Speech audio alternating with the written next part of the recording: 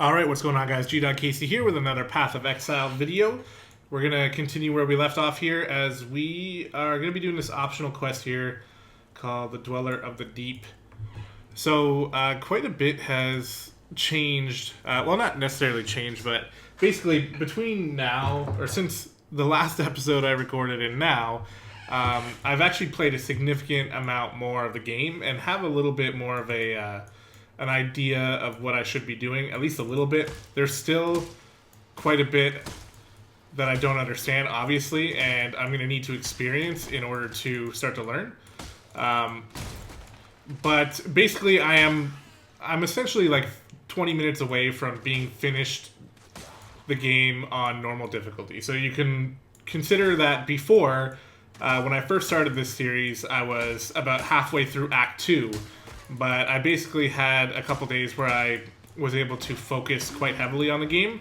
And I figured that, I don't actually really know why I made this decision, but it was basically, I decided to just play off camera and go with one of my other builds that I was working with to just feel a little bit more comfortable talking about the game. And it actually paid off, like at least in my eyes, like knowing a little bit more about the game, feels a bit better now, and I feel better to record the videos. I understand like the original point of this series was supposed to be me coming at it from like a totally noob perspective, and I mean I'm still a total noob, so it's not like I'm straying too far from that anyway. But you know, it would have been cool to have some of the things I learned be learned on camera, but it's just not the case. So that said, there still is tons to learn. I don't even think that one person in existence would claim to know everything about Path of Exile. So, you know, there's still lots to learn. And that said, like it doesn't even really change my strategy for recording these videos. I still want to clear entire areas if I can, unless I come up against something that's, you know, particularly frustrating. But after having gone through essentially most of like the entire game, there's only one thing I have left to do, which I will do next time I play on that character, but I know that there's nothing left after. So I've basically experienced a full run through the game on normal difficulty, and there's not too much that's actually frustrating to the point of me not wanting to search entire areas or anything like that. At least for the first time. Because the thing is that in some of these areas, it actually is worth doing that, because there are actually some, you know, hidden side, well, not necessarily hidden too hard, but if you just rush through, there will be things that you'll probably miss. Now, you know, all of that stuff that you probably miss, is it actually worth doing in the first place? That's a totally different conversation, and some of them are worth doing probably, and some of them are definitely not worth doing. But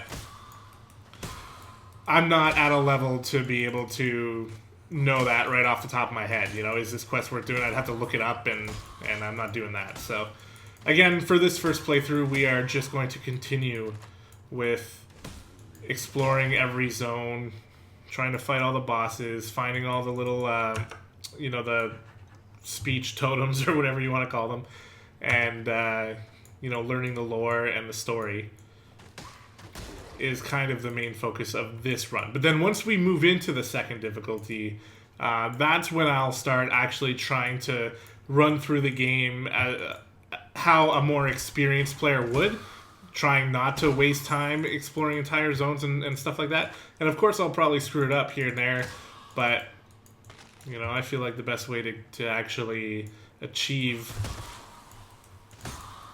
that level of knowledge and skill of the game is to actually start practicing, right? So, and I'm fine with doing that kind of stuff on camera. Although, that said, I mean, between then and now, there's probably going to be several instances of me playing off camera as well. And hopefully getting a little bit better. So, you know, I'll share that knowledge with you that I learn as it becomes important. One thing that's probably worth talking about is you may notice a bit of a difference in how the items are showing up on my screen, and God, second time in a row. And that's because I downloaded an item filter. which is something that unless you actually do any sort of research into the game, I don't think you're going to know about. This is the first time I heard about them. I don't know how long they've been around for. So that's the ledge. We're not going to the ledge right now. We're actually looking for the flooded depths. I don't know how long item filters have been around for, but they are actually pretty useful, because one of the big things about this game that's confusing, and you know, I'm only just starting to get a grasp on it, is how many of these items should you actually be picking up, and which ones should you be picking up, and why. He says as he walks by an amulet that he doesn't necessarily need. Okay, good. So, and I'm not in a position to teach you the ins and the outs of all of that, but the general gist of it is there are specific items that you want to always be picking up. And oh, lag spike. This is not my computer, by the way. This is the latency. Look at that. Something I've noticed in this game is that sometimes you can get hit with really heavy lag spikes, which makes me nervous about playing hardcore. I think I'm obviously going to do a hardcore character at some point, because I just love that idea. So lag spikes or not, I'm still going to do it. But it worries me a bit. There's the flooded depths. So as we fight bigger packs, I will have a better opportunity to show you what's helpful about the the loot or the loot filter that I have, because so far it's been sort of, you can probably tell that the currency items like the scrolls and the orbs and stuff like that are a little bit bigger, maybe a little bit easier to see, but there's a lot more to it. So we'll just talk about that as it comes up. So, I mean, actually, I'm gonna pick this one up only to show you guys a point later, but I'm not gonna be picking up all of them. Okay, let me just take a quick look at this build. So I'm coming up here. We're gonna get some stun avoidance and movement speed. We're moving to Heart of Oak, which is just gonna give us some survivability, and because we're pretty squishy, so that's gonna help. And then the movement speed is always good as well. Wait, what? Oh, this gives me some movement speed, and then we're going to go into Ballistic Mastery for some actual damage. So yeah, let's go ahead and choose that and apply.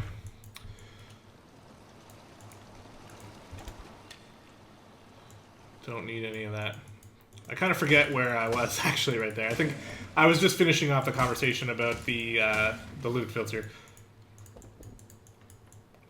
So yeah, how you guys doing? We're just going through the what's the name of this zone? The Flooded Depths. Yeah, doing a side quest. I don't even know if this one is, would be considered worth doing, but we're doing everything. Oh, jeez, these things, even as a ranged character, they're kind of hard to click on. I remember just struggling clicking on those guys. It's mostly my fault for just being terrible with my mouse accuracy, which should be relatively good in general considering that I play StarCraft on a regular basis, but turns out not to be the case. I also figured out, which is pretty hilarious for people who actually know what they're doing to hear me say, but we are going to be focusing on evasion for our gear. So essentially just picking up all the gear that offers only evasion. There's some gear that will offer evasion and armor, for example, but we're going to bypass those because in that same slot there's going to be an item that offers only evasion, and it's going to offer more evasion than the other one would, so that's the thinking there. And because I've been playing so much on another character, that character... Oh, here's the Deep Dweller, actually. This is the boss that we're trying to kill here. So we're just going to kite.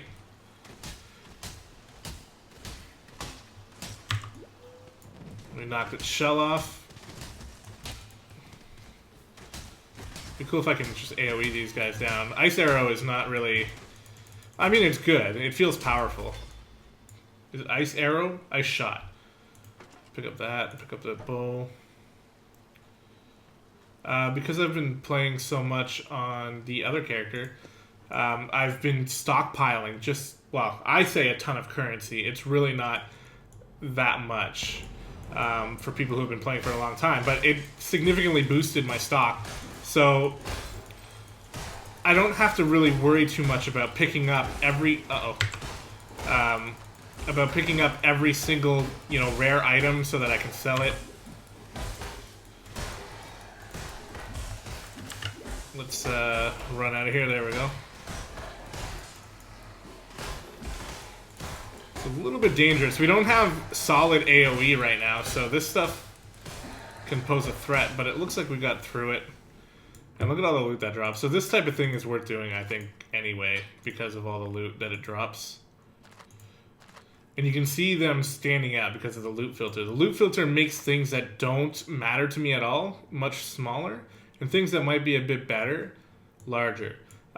It doesn't care about what class you are, at least as far as I know. I don't think it does. So it does, you know, these wands could be made larger if they had better base stats. These are essentially like wands that rolled poorly. These boots, for example, are a bit bigger. They're not necessarily for me, but they have a good base roll. So, you know, it's going to be generally powerful for the type of item that it is. Rings and stuff like that are going to be worth picking up. We'll check them all out as we go back. Well, actually, we're done in this area now, so we could easily go back and hand in some of our, or sell some of our gear and check to see if any of it's any good. So this quiver, well, it's obviously better. Oh wait, actually not quite. It gives us more accuracy and a little bit of life, but I like the extra damage. We picked up another one, so let's see what this one does. More accuracy, elemental damage, and accuracy. Alright, well, I'm going to wear it. If anything, just because the elemental damage is okay, and I like the accuracy that this does not give us. That bow sucks. This one, increased crit chance. It's not as good as the one the one we have. No, it doesn't even offer as much crit chance, so never mind. And the mana flask might be good. Medium with no magic, so we'll just put that on there. And we'll go ahead and do this just so that we'll get more currency back, but we definitely don't need a buckler. Okay, so let's sell this stuff. Hello.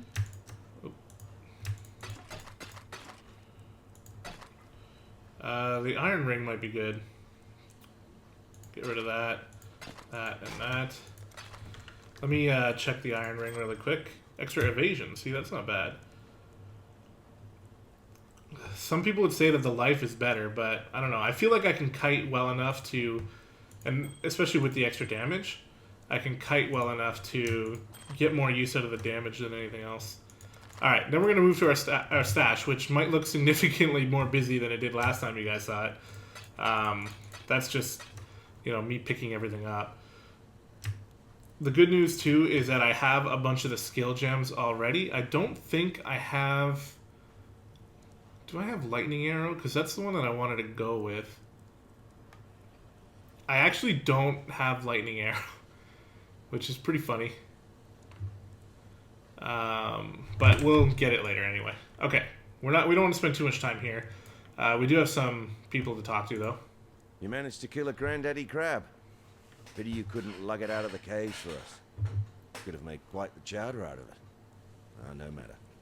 We've got one less reason to fear the dark, and I've got one more thing to thank you for. Well, thanks, Tarklay. Yes, we will take that. Nothing new to say? I do believe our faithful work has been rewarded. Somewhere to hide out from under the malevolent gaze of corruption. God has revealed just such a holdfast to me. All that remains is for you and I to accept his most generous offer. Shall we take a look, Crusader? Create a hideout, really? Okay. A kingdom may encompass many, yet needs only one man to found it. Or woman, for that matter. It is all about place and will. If you have the will, then I believe I may have found the place. Say the word, warrior, and you may have your kingdom. So this is a mechanic in the game that I have no idea about. Other than I think it's similar to like the WoW garrison, where you just have like a home area that I don't know if you can decorate it. I don't know if you have like vendors there or something. I'm going to look into that off camera, and I'll show you guys what I come up with later. Anyway, let us finally get out here and start killing some more stuff. So we're going to go back to the submerged passage, and we're going to find the ledge, which we already did find. I think that was it. Oh no, it was the one way over there on the left. Okay. See, having some movement speed would be pretty good. But the instance is already cleared. Well, actually... See, like, this is kind of the thing I was talking about. There's an area to clear out here, up here, but I actually know the area enough to know that there actually is nothing over there, because I've been through this spot quite a bit. So running over there just to clear it, to maybe kill, like, we can even see by typing in remaining, 0 monsters remain. So there's not even any monsters over there, so there's no point to go over there. And that's actually another trick I learned. So you can type in /remaining and it'll tell you up to 50 monsters, how many are there. If there's more than 50, it'll just say more than 50 to give you an idea of what's left in that zone if you want to go clear it.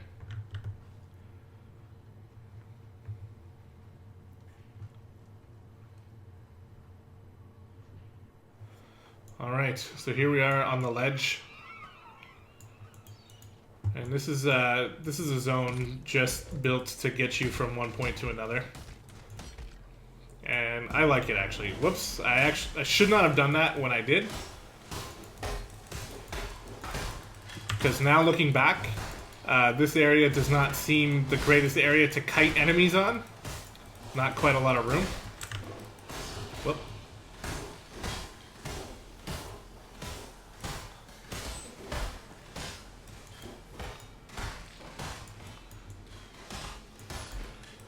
There we go.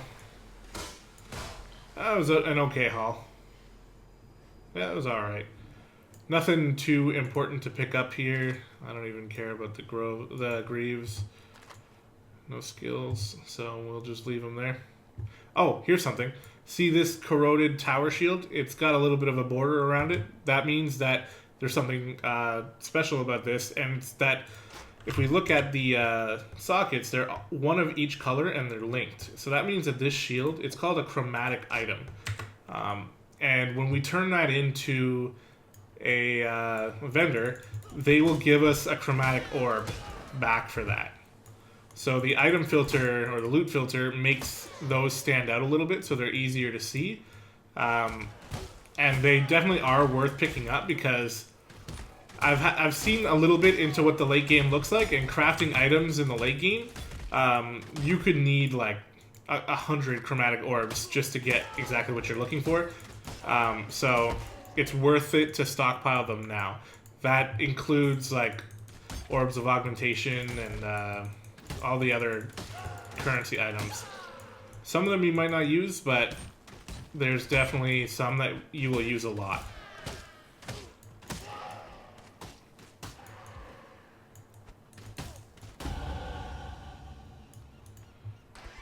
Okay, so we got another level, and we're gonna take Heart of Oak. Just gives us more life, better chance to avoid being stunned and stuff like that.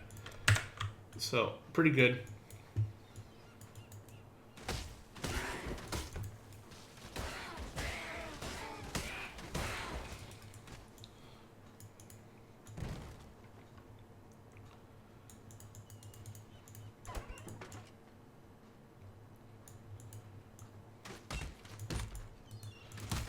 I wish I had a bit more AoE here, but that kind of thing will come.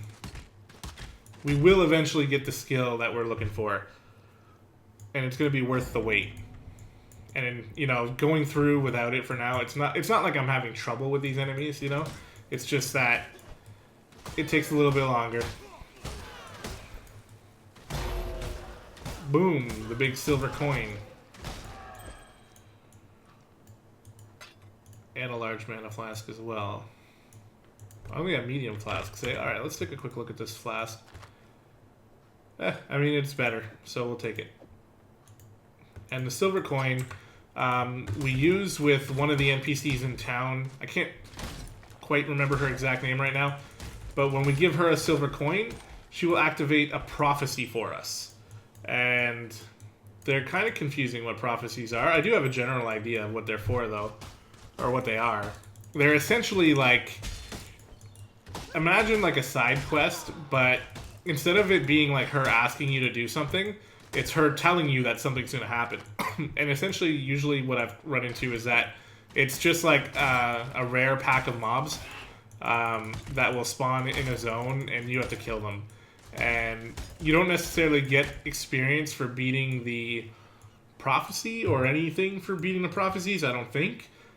Other than the fact that you got to fight an extra rare mob that will drop some loot and will give you experience for killing it. So, you know, that's about all you really get.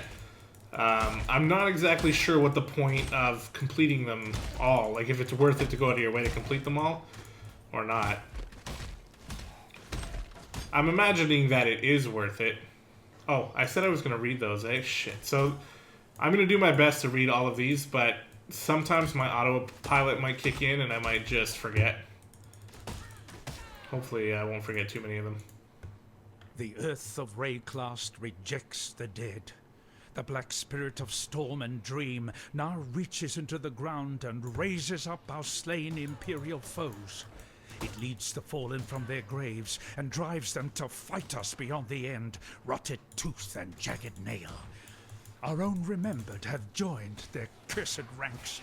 No longer may we give our beloved My to the mana is birds, messengers of spirit to the sky, conveyors of flesh to the earth. Calm has commanded us to destroy our remembered with axe and fire. Calm is the bravest of us, willing to bear the ire of the ancestors for the survival of his people.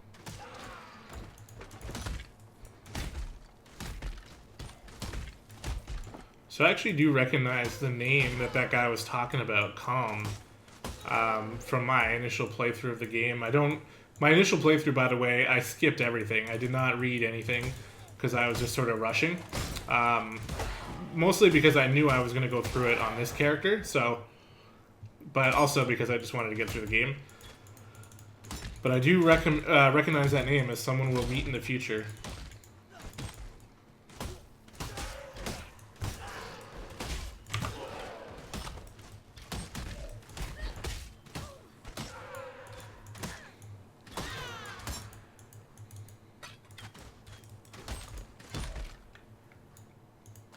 Scale vest is not for us.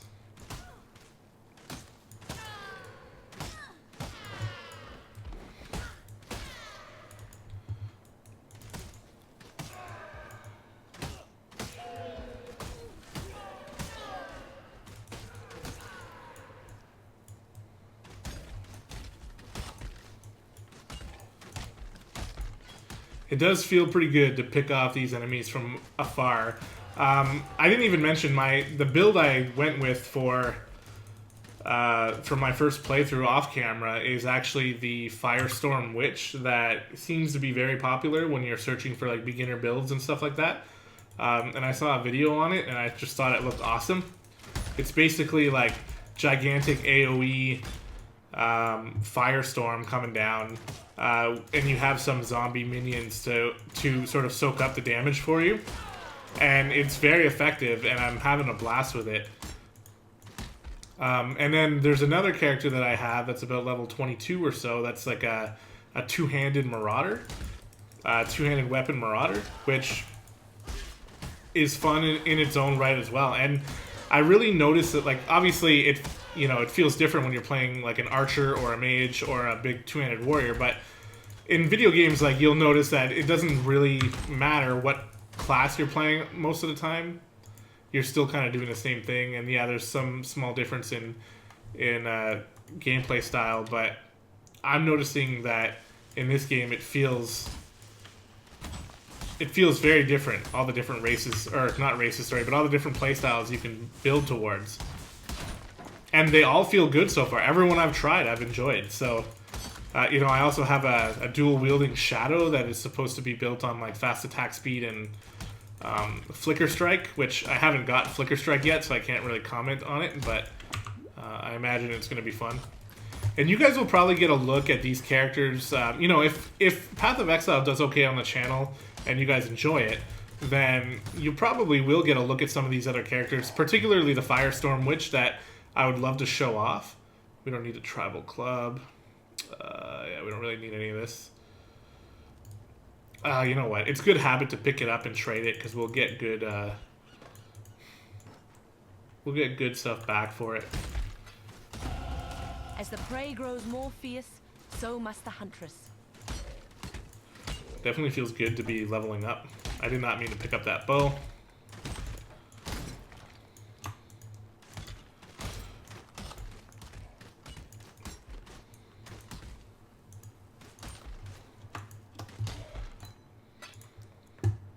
Shrapnel shot. Sounds like something that could be worth it for us.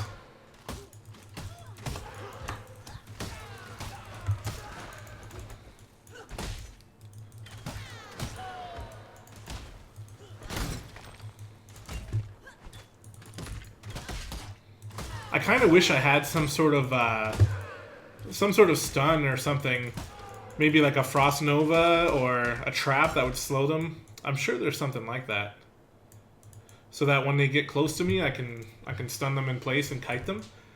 Like I definitely know there's a Frost Nova spell. I wonder if I would use that, or if it's probably not part of the build, I'd imagine.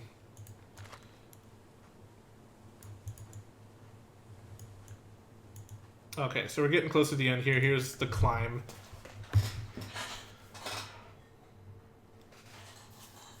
And we are getting relatively close to the end of this episode, so probably what I'll do is I'll go and find the waypoint, which I think there is one here.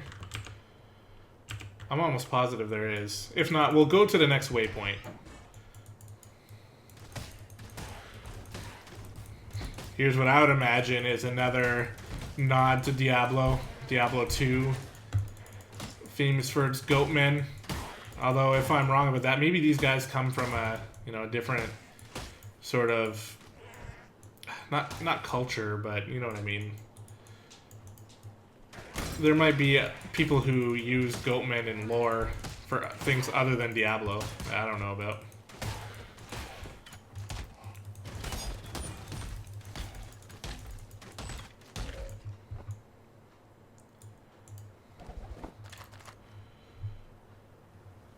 Checking up here.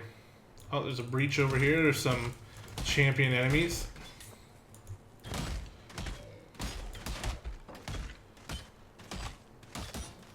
Simple robe, we don't need any of that stuff. I like to just sort of clear out the area around where the breach goes, because it could take you into other enemies. These guys, the flame hellions, burst into flames when you kill them.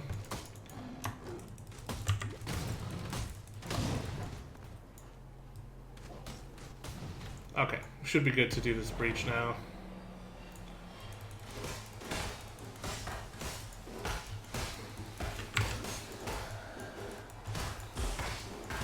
Shit. But here's the thing, you guys see me now struggling. Like, this is a bit of a struggle. It's not like it's impossible, but it doesn't make me feel like a powerful archer, that's for sure, when I'm struggling to kite these guys around. Come on, get this guy. There we go. But it'll be worth going back.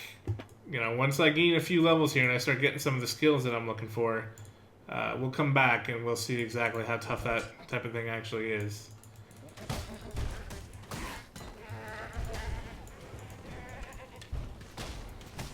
These goatmen jump like maniacs. Try my best to kite them around. These mages should be taken care of. There we go.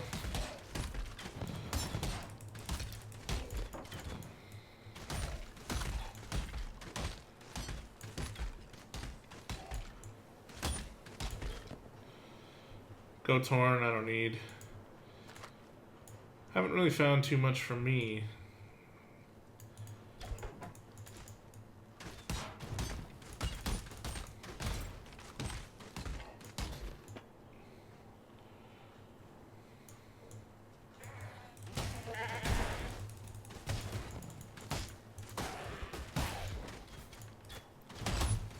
There we go. Got some AoE there.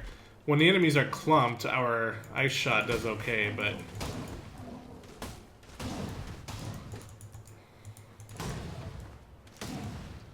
There we go. This flame damage doesn't hurt too bad, but if you get stuck standing in it for a while, it could. Alright, I'm going to turn this on for this... Oh, hold on. Okay, never mind. It's not going to let me do it that way. Okay, the Lion Eye standard. There is no honor without sacrifice. Oh, is that it? There's no honor without sacrifice. Where is this waypoint? It's around here somewhere. Oh, here's the boss of this area, I think. Or at least an elite mob. Who is a skeletal archer. He has this AoE attack, which we don't have to worry too much about. It does sting a tiny bit, but... I mean, we're one person. That doesn't really give you a lot of AoE. Or that AoE doesn't really give you a lot of DPS against one person, so... We don't have to worry too much about it. It's more scary looking than it is scary at all.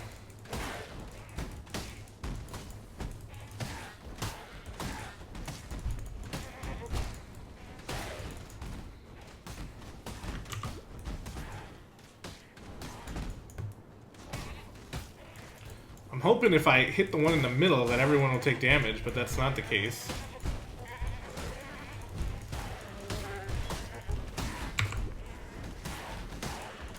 There we go. These guys are fairly annoying for us right now. Again, it's not like they're tough, but they're not... Whoa, what the... okay, dude.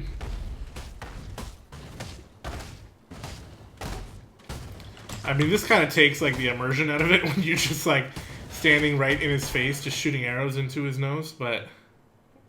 I mean, you do what you gotta do. That would only slow me down. Strap leather, actually, is what I want. So, what can we drop here? Or something... Oh, yeah, this crude bow we don't need. Here we go. Strap leather. Only evasion, only dexterity. This is exactly what we want, so... Take a look. Evasion rating 90. Wow. So this is obviously way better than what we have right now. So we will put that on. It also gives us extra evasion, life regen, cold resist, and stun and block recovery. So good stuff. I guess, like, I have a feeling we're getting close to the end, which is not what I had intended. But I have a feeling the exit to the next zone is, like, right here. But what I really want to find is the waypoint. So yeah, up here is the lower prison. But what we're going to do is we're going to search for the waypoint in this area, because I'm almost positive there is one. So we might as well clear this zone, which ends up bringing this episode a little bit longer than I intended, but what are you going to do? I'd rather clear this zone and be done with it for next episode so you don't have to see it. We do have a passive point we should be spending. So let's do that really quick, but I think I caught his attention. No. Okay, we're going to head up here to get some more stun avoidance and movement speed.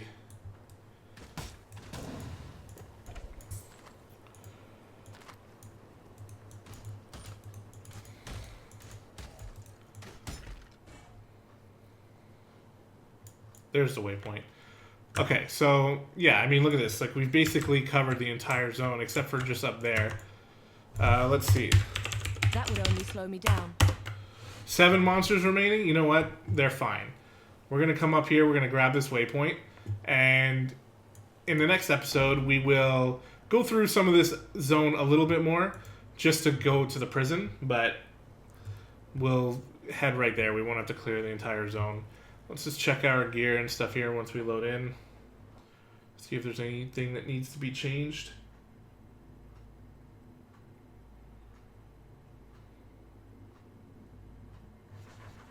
Once we load in, there we go. Yeah, see, this is the person that we turn in the silver coin to. Hello. We're gonna want to seek prophecy. The banner in the breeze marks the resting place of lions, whose metal fangs still thirst for blood. So if we mouse over it, it'll tell us, you will encounter the risen weapons of a fallen army around Lionized Standard in the climb. So we know where to go for it. It won't always tell you where to go. If we go to the climb, we'll try to remember to do that for next episode, actually, and we'll complete this. Can only be completed in normal difficulty. So, yeah, that's basically a prophecy. It's not, I mean, it's kind of neat. It's a bit mysterious, but it's not anything that you have to worry yourself too much about. Passive skill point, I forgot to use. That's terrible. So we're going to go up to Ballistic Mastery and be able to take advantage of this awesome looking skill. Too bad we're skipping all this damage. Attack speed, damage, it seems pretty good, but oh well. Yeah, we will identify these. And here I'll show you really quickly they're called vendor recipes. So if I put this item in, it's going to give me a chromatic orb, which is pretty nice. Okay, we're going to sell the rest of these. There we go. And then throw it in the stash. And then we have this shrapnel shot. I'm going to have to obviously deal with this a little bit later. Oh, and one last thing. I just remembered this bow that I found. You have to be level 28 to use it. So we're a bit of a ways off, but this looks pretty badass. So I'm definitely excited to try to give this a whirl once we get up to that level. Anyway, guys, I hope you enjoyed the episode. As always, let me know what you think in the comment section below, and I'll see you in the next one.